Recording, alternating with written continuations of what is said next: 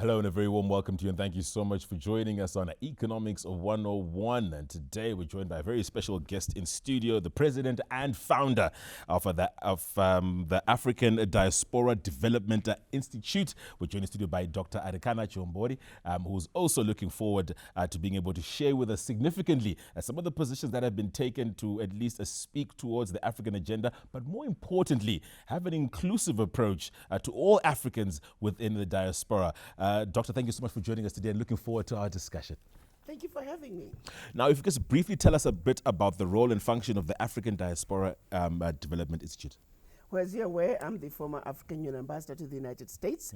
Upon leaving my post, I started this organization called African Diaspora Development Institute. Why did I start it? Part of my mandate as the African Union Ambassador included, in addition to engaging the US government, mobilization of the African diaspora, which is something I must say I succeeded at doing successfully, and educating the African diaspora about Africa, about what was really ailing Africa, not the superficial issues that they were being fed, the lies they were being fed. So I succeeded at letting the diaspora to refocus, to really understand Africa from the root causes of why this beautiful African tree of life was ailing. Realizing that when I left the African Union, my work was not going to continue, I started this organization, African Diaspora Development Institute, to continue the mobilization of the African diaspora. Our aim is to mobilize, galvanize the African diaspora and encourage them to participate in the development of Africa. How did you find yourself in the position where you had to directly engage some of the concerns that were raised in speaking against Africa? Well, let me say this. I was an odd pick. I'm a scientist through and through. I'm a medical doctor. I hold a first degree in general chemistry, a second degree in organic chemistry, then on to medical school. I did 3 years of general surgery. I did family medicine, then followed by 25 years of private practice as a family physician in Tennessee. And so I'm a scientist through and through. To then get a phone call to say, would you like to go and become an ambassador? It's like, are you kidding me? Have you been smoking something? And so I really wasn't sure about going to Washington. Part of me thought, well, are they trying to set me up? What's all this about? And so when I went to Washington, it was out of respect for even being asked to do so. But I honestly didn't think I was going to last more than 6 months. My plan was to be there temporarily. I thought, you know what, I have been, since leaving Africa as a teenager, I had never really taken time off. I have been a professional student. It was just from one program after another. I never took off even a year of not going to school until I started my private practice. I thought, you know what, I'll look at it as a sabbatical. I'll go to Washington for 6 months. Let's just see what this whole ambassador thing is. But I'll be back. I'll come back and practice medicine. I even stayed in a hotel for 5 months because I was not going to look for a place to stay. But something happened during those 5 months where sometimes I'll be in meetings because I'll go in, I'm a medical doctor, everybody sitting in front of me for 25, 30 years was a patient. So I'll go into meetings and everybody, all the other people are just like, they're like patients to me. I'm busy diagnosing them, you know. But every now and then somebody will say something where I'm like, oh, hold up. What did he just say? Excuse me? They really said that. You know, some things were purely just abusive and disrespectful. And I would come out and I would talk to some ambassadors who were older, you know, who were seasoned diplomats. Hi, ambassador, that's how they are. That's how they treat us. You know, we talk to them, we engage them, but whatever we say never goes. Whatever the US wants is what goes. And so as I began to engage them and I began to see the disrespect, I even had a couple of trips to Africa during that time. And even on the continent, the same thing is happening. But also what was really concerning was that even the Africans are not speaking up. I had a few incidents where ambassadors would go to meetings and then they'll come to me and say, but ambassador, why did they say that? And I'll say, Excellency, I wasn't there. Why didn't you speak up? And sometimes I'll pick up the phone, I'll call the State Department, I say, hey, I got an ambassador who needs to talk to you. You know. So something happened by fifth month. I said, you know what? I'm going to hang around a little bit longer. I won't tell you the words I used. They were choice words. I'm going to hang around a little bit longer and kick a few you know what. You know, because the abuse was blatant. It was infuriating, you know? And then I began to make friends who were staffers, and they'll just tell me. They said, yeah, when we go to Africa, we are told, no matter how low the rank a person is, and even if an African head of state is in the room, the American officer in the room is the most important officer in that meeting, regardless of their rank. But that's what they're told. So they go to Africa with an attitude. So I just decided, okay, I'm good. I'm going to do my part. I'm going to speak up. Give us an understanding of your previous remarks that speak to the injustice that's taking place in Francophone countries. You know, the one that really got me to do my first video, I would go to address the African diaspora, and I will talk about the issues. I'll even go, the one that got me was the Pact for the Continuation of Colonization. Here you are getting ready to get your independence between the late 50s, early 60s. You are getting your independence, but before you do, we want you to sign this document that is called the Pact for the Continuation of Colonization. Agree to continue to be colonized, but we're giving you some independence. So I took the time to really make sure that I would hammer that message to the African diaspora. And I would also say, you are being thrown a shiny object. They want you to focus on corruption in Africa. I'm not saying we don't have corruption in Africa, but then there's corruption everywhere. In fact, if the truth be told, there is a lot more corruption in the Western world than in Africa. It's just not as blatant. It is blatant. They call it lobbying. You know? So it's a different name. But be it as it may, the corruption watchdogs from the West have said 50 billion gets out of Africa from corruption every year. I get it. It's a lot of money. Let's go after it. But I'm also saying, African diaspora, wise up, listen to me. So we got a thief with $50 billion in the briefcase running away. Let me tell you about another thief. A little bitty country called France. And then I'll proceed to tell them about the Pact for the Continuation of Colonization. Through that pact, one aspect of it, which had to do with bank reserves, France is taking out of Africa over $500 billion every year. So now I've told you about the thief with 500 billion and the thief with 50 billion. You are putting all your energies going after the thief with 100 billion. I'm not saying don't do that. Let's do that. But let's also prioritize. For you to be completely ignorant of this other thief with 500 billion. So after I finish doing that, invariably, every question without fail, but Ambassador, African leaders are corrupt. I said, I get it. Why am I not getting 10 times more outrage about France? Yes, get outraged about what's happening in Africa. But I want the 10 times outrage about what's happening. And that's just France. Look at Germany. They gave us a token 1 billion after the genocide in Namibia. Do you even know about that? Are you outraged about that? Look at Britain. Who goes to mourn the Queen? And everything that happened under her watch. And what happened under her mother's watch. You know? So we got to be realistic here. Why do we keep turning another cheek? Talking about turning another cheek, we'll take a short break and be right back with more. Stay tuned.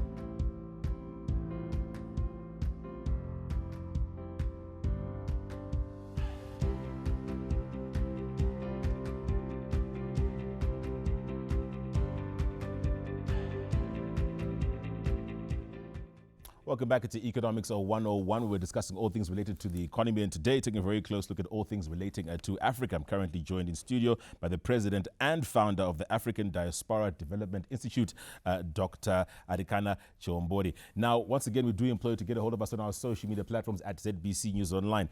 Doc, now appreciating from our previous discussions, let's look at Africa holistically.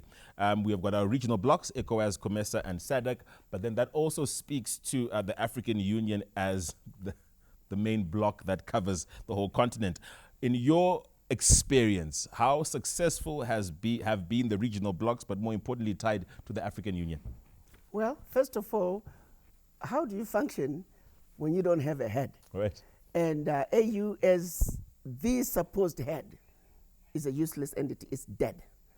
There is no leadership there. The African Union Commission is totally useless.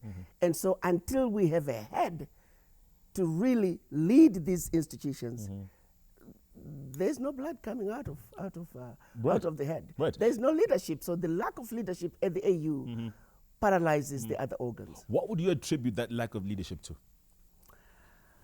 It goes back to 1963. Sure.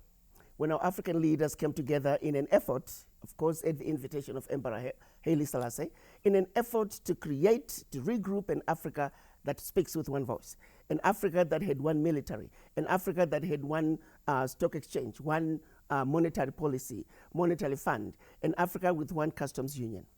We failed in 1963 to build an Africa that was united, that spoke with one voice. The Casablanca group, who were saying Africa for the Africans, African Union now, and unfortunately there were only 7 countries. Right. They lost. The Monrovia group, who were the majority, NATO was in full force. Brown envelopes, as we call them now, were being passed around. A lot of infiltration of the agenda. Consequently, what should have been an outcome that would have given Africa, that would have put Africa on a different trajectory, was destroyed. Right. Thanks to NATO and their job. They're good. They're so good at divide and conquer. They were in full force in 1963. Right. They followed with all efforts of the leaders that came up, the African leaders who were Pan-African, who tried to pull back from colonization. They assassinated them. We had citizens in the United States, if you look at the Black Panther coming out of the Caribbean, the likes of Marcus Garvey. We had all these Pan-Africanists, all these activists. They systematically killed all of them. Right. So we went through a period where people got scared. They backed off. They were afraid to speak the truth. Right. NATO has been in full force. Right. The infiltration of the African and all people of African descent by certain powers that want to see to it that Africa is forever the provider of natural resources, provider now of cheap labor. They are still in full force. Let's go back to the African Union. Let's look at when the current chair was appointed. Everybody that tried to run with him, run against him, they were eliminated. Right. Can you tell me the entire continent could not find somebody to run against Musa Faki Mahamat? Right. But that's what happened. Right. He ran completely unopposed. Brown envelopes were circulating. Your sentiments also on some of the divisions that colonial pasts have contributed to in Africa. For example, your Anglophone countries and your Francophone countries. Surely that also culminates in challenges going forward at the moment? Well, let me look at starting with the Francophone countries. Right. The Pact for the Continuation of Colonization remains in full force. Right. Over 90 to 95% of the businesses in those countries are French companies. French companies have the first right of refusal of all contracts, big, small, private, public, to this day. French military is in each and every one of those countries, and France can invade them without notice. Right. If they feel their interests are being threatened. As we speak, every one of them, there's a French desk at the presidential palace, French desk at the central bank, French desk at the Ministry of Foreign Affairs, to make sure that what France wants gets done. Right. You look at the bank reserves. Right. Right now, when we started back in the 60s, it was about 85% of the bank reserves were going to French treasury. It's now down to about 50 to 60%. They are still sending their bank reserves. And if those countries should wish to get some of that money, they can only access up to what they put in last year as a loan at commercial interest rates. What? Your own money. So when you look at some of those atrocities being committed to this day, if a leader tries to pull back from that abuse, they get assassinated. Right. There will be instability within their countries. The average African leader is under siege from the former colonizers, is under siege from the West. They have to tread a thin line just to run and govern their countries. Right. You once spoke about how the IMF and the World Bank make African countries poorer by extending expensive loans to them and also giving them the same amount of loans to their Western counterparts at a lesser interest rates. How has that hidden agenda affected development in the continent? Huge. African countries are finding themselves in this conundrum where they have these huge loans that they can never repay. You have countries like Zimbabwe, GDP of about 11, 12 billion, 6.5 goes towards loan repayment. Right. How do you survive that? Yeah, you can't. You know, you have countries, the minimum average an African country is paying on loan repayment is around 35%. The majority around 50%. So half of your GDP goes towards paying loan repayment. Zimbabwe, we're still paying loans from Ian Smith. Right. Really? It does. Talk to me. This is ridiculous. It is. And it does seem as though that some could say that the Pan-African dream could actually be a pipe dream. Is it a realistic position in 2023 to expect some of the founding fathers of Pan-Africanism's vision to be realized as we're going forward? Well, what's really needed, we need to speak up. Okay.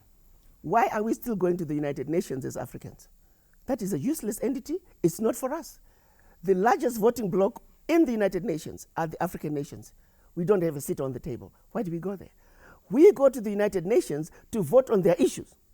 They pay African countries, vote with us on this issue, vote with us on this issue. We have no business going to the United Nations, period. We need to tell Secretary Guterres, thank you very much, but we're no longer going to attend United Nations. It's not our entity. Until we have true representation there. Goodbye. Right. Now, looking at also... Let me say this. Yeah. The same is true with every engagement with the West. Right. For example, Zimbabwe and many other African countries, the remains of our ancestors who they murdered are still sitting in jars in their countries. Why are we going to engage them? Right. We want those remains returned with repercussions. Right. Until that's happened, everybody from your country, out. If you were former Portuguese colony, all Portuguese, get out of my country. I love it remember when there was this rift between President Mugabe and Prime Minister Tony Blair. And Blair was like, we're coming to take all the British out of Zimbabwe, we're airlifting them. And the response President Mugabe was, listen, I've given all my police and military that if you see any British citizen that wants to get out, escort them to the nearest exit point.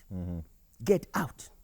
If we can just make that position, your government is abusing us. Your government is refusing to give us back our ancestors, the remains of our ancestors who they murdered. Your government is refusing to give us back our artifacts, precious artifacts, priceless, that they stole. Until these wrongs, these blatant wrongs are righted, every British citizen get out. Every Portuguese citizen get out. Every German citizen get out. Let's see how quickly things will change. Move from there. It is those citizens who are going to now go to their government and say, we didn't know you were doing that. Let me make this point clear. The citizens do not know of the crimes that are being committed by their governments. So let's put the power back to the people. Let's remind the people that every constitution starts with we, the people. So let's make those citizens, they must succeed at their civic duties. We, the people, are the ones who are failing. Let's come together. Let's understand the issues. And so for those of us who are elders, who are in the know, we have a responsibility to educate and to inform.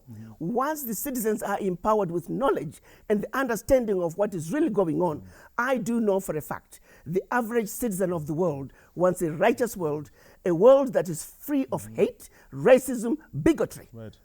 That's what the average citizen wants. We did have a situation in Africa where a NATO-cleared engagement in Libya took place that South Africa signed off and allowed to take place under the presidency of Jacob Zuma.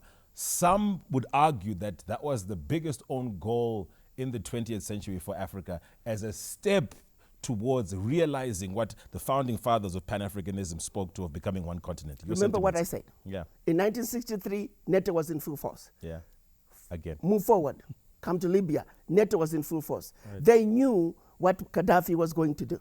Remember when he was the chairman of the African Union, Gaddafi had the money If there were any brown envelopes, it would be him passing the brown envelopes to get the vote. Got it. Gaddafi was working towards a single currency. Gaddafi was working towards a single military. Gaddafi was getting ready to do what was supposed to be done in 1963. He was moving fast and furious. Right. NATO did not want it. He had to be executed. Right. So they had to eliminate him. Quite simply, before we go to a break, we sold ourselves out. We sure did. All right, then we sold ourselves out with Libya. Right. We sold ourselves out in 1963 during the creation of the OAU, which was a compromise outcome. We should have achieved an Africa that spoke with one voice in 1963. Speaking with one voice, we'll take a short break and be right back with our final segment. Thanks, Steve.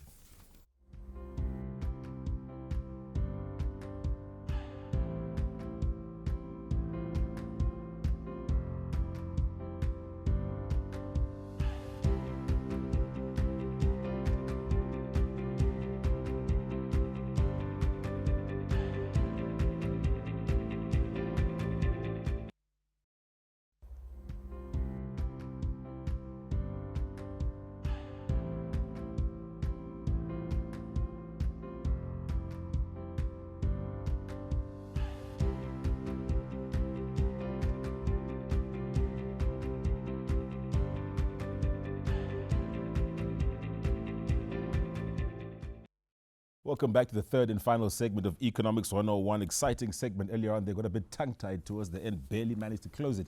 But we are still joined in studio by the founder and president of the African Diaspora Development Institute, Dr. Arikana Chihombori. Now, some insightful sentiments that you've shared in our discussion so far, Doc. I'm concerned about Zimbabwe's current position when it comes to sanctions. You highlighted earlier on there 21 years. Some would look at that as blatant injustice, but at the same time, it is a decision that was made in Congress in the U.S. under Zimbabwe. It's not the kind of decision that going to be that can and will be shifted overnight. It's not going anywhere anytime soon.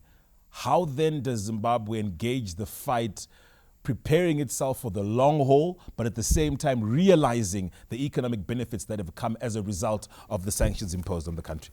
Well, Zimbabwe is an amazing country. I was a young woman when Ian Smith would boom on television that Zimbabwe will never be free, Zimbabwe will never have black rule, not in his lifetime and not in a million years. Well, guess what? We won. Right. Beat the crap out of them. A lot of Africans did not believe that we could win. We did. If we have survived as Zimbabweans 21 years of sanctions, what's another year? Right. What's 5 more years? In fact, as Zimbabwean has emerged, we have gotten more entrepreneurs. I'm here with my vice president, who is an African American. He is amazed at the number of entrepreneurs who are all over the country. He sees them every day. He engages them. He talks to them. Yes, it's been a very difficult time, but we are just as resilient. Right. The resilience we showed during the War of Liberation, it is the same resilience that we have shown in the past 21 years. It is the same resilience that's going to carry us through. Zimbabwe is moving forward with or without sanctions. Why? Because what we have, which is the best thing Zimbabwe has, is the people. Right. Hardworking, intelligent, resistant, and like I like to say, beautiful, intelligent, sophisticated, highly adaptable, and totally indestructible. Give us an appreciation of how you see that shift of Africans within the diaspora making their way into what a lot proverbially refer to as the motherland. Yes. The reason the Africans in the diaspora, both the historic diaspora, who are descendants of the formerly enslaved, and those who left Africa in search of greener pastures, what has kept them from engaging Africa and investing in Africa is the lies from the West. The media has portrayed Africa as a diseased and dying continent. Stay away from there. Don't go there. Now, if I were to use the example of Zimbabwe, it's their own beautiful secret. They want to keep it to themselves. They're coming to invest in Zimbabwe in masses. They're coming to invest in Africa in masses. And yet the average black person out there is being told, don't go to Africa. It's a diseased and dying continent. There is where we need to begin. refocus, re-educate, and speak truth to power about our Africa. Right. You don't expect those who put us in a position of servitude to undo the damage. They will continue it for as long as we're stupid enough to continue to listen to their lies. Wake up, Africa. Wake up, black people around the world. Africa is your problem. Own it, the good, the bad, and the ugly. Right. For Africa to change, for you to be able to benefit from what is yours. What's in Africa is the inheritance of every black person on earth. Right. But if you're stupid enough to listen to the lies, and while they continue to exploit your Africa, while they continue to amass wealth for their children, grandchildren, and generations to come, then the joke on you. But until we educate you, until we make you aware of what is really going on, and that is where we elders come in, we must speak truth to power. Right. That's why we need a Pan-African television that's going to boom the history, that's going to let people know that you are part of an experiment to make sure that you continue to be in bondage. Right. Understand that you are actually in shackles of the mind, that this war we are in, the war of #African economic liberation. We were denied economic liberation at this fake independence. Our people must understand the dynamics, that the systems that are in place, the World Bank, IMF, the Bretton Woods institutions, we must fight and push for them to be dismantled, because they never included Africa as part of their success is based on the failure of African nations and other developing nations. So why do we participate? Why do African ministers of finance even go to Washington? So I'm saying understand the systems, the financial systems, the trade systems, the UN. Those systems are not for us. They must be dismantled. Let's not participate in them. Your position in that regard when it comes to raw materials leaving the African continent. I understand that also within Francophone countries, I think Ivory Coast and I forget which other one, have also limited cocoa being given to, I think, Belgium or Switzerland, but either one of the two. It seems as though that there is a resurgence of the Renaissance, if I could call it that. There is Hershey City in Pennsylvania. There is what's that city in the UK? I forgot the city. Both cities are built out of cocoa out of West Africa. Right. Where is that cocoa city in Africa? As long as they are eating our lunch and we let them, they will continue. We have not stopped them. That is really the problem. Why aren't we stopping them? We're afraid. We were taught to be afraid of them. You sit a black man in front of a white man, we start shaking. Right. So countries like Zimbabwe are ones that initiated this direct engagement. We seem to have a challenge with the follow suit. Your sentiments. How then do we get that following suit of other countries? The same spirit that led us to an independent Zimbabwe, the same spirit that led us to an independent Namibia, independent Mozambique, independent Angola, independent Algeria, Mauritius, you name it. That same spirit must be awoken. We go to the next phase of our war. We no longer need bazookas to fight this war. This is a war of the mind. This is a war of enlightenment. This is a war of understanding what is really going on. The question is, how well do you love your children? How well do you love your grandchildren? Do you really want to leave this world the way it is for them? If you love your children, next time you go into that boardroom and you are in a position of power, speak up.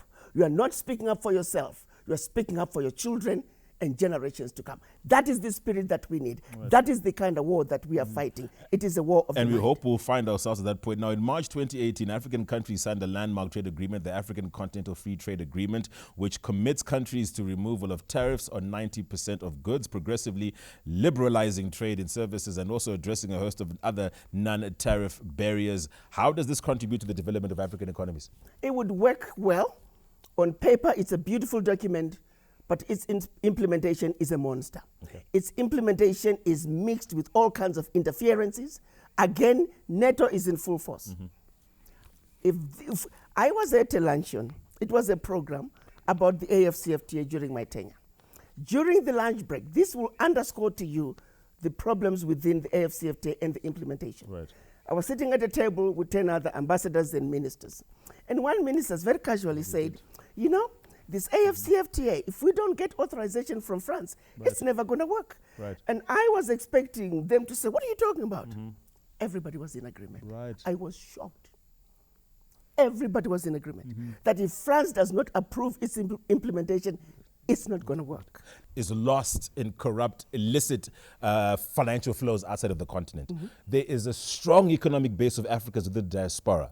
Tell us a bit about how that economic inclusion will take place, but more importantly, under the concept of the sixth region, so that they too can have a firm footing within economic development. Yes. Final remarks. Also goes back to our understanding of the issues. Most people are not even aware that the African Union defines sixth region as all people of African descent living outside Africa. In 2002, when AU was transitioning from OAU into AU, the heads of states included the sixth region as part of the AU constitution. The ball is now in the court of the African diaspora to then organize and come up with a document that you can present to the African heads of states to make sure that when it comes to those contracts that are deemed international, it is only fitting, it is only right, it is only fair that they look to the children of Africa first. We as Africa are the only continent that looks to outsiders when it comes to development. Right. Chinese people don't look outside. Europeans don't look outside. No other countries look outside except Africa. The reason the African heads of states are looking outside is because we, the African diaspora, are not organized. We are not united. So we are saying game is over. April this year, the president of Zimbabwe has agreed to host a conference that's going to put an end to the plight of children of Africa in the diaspora. Right. The Pan-African Congress number 8 is going to be hosted right here in Zimbabwe. Right. The big house made of stone, the house that used to host the children of Africa, right, where they felt comfort, where they were protected. Once again, the big house made of stone right, is going to call upon the children of Africa. They are going to be arriving in Zimbabwe in masses from all over the world to put an end to the outcry of the children of Africa, descendants of the formerly enslaved.